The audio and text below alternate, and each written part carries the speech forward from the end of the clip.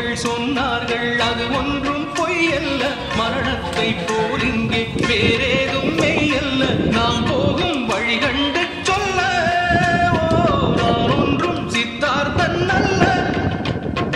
உடல் என்ன, உயிர் என்ன, உறவென்ன, உலகென்ன, விதி என்ன, விடை என்ன மனமே. ஓடும் நதியெல்லாம் கடலோடு, உடலெல்லாம் மண்ணோடு, உயிர் போகும் இடமெங்கே மனமே. இந்த வாழ்க்கை வாடிக்கை இது வாழவே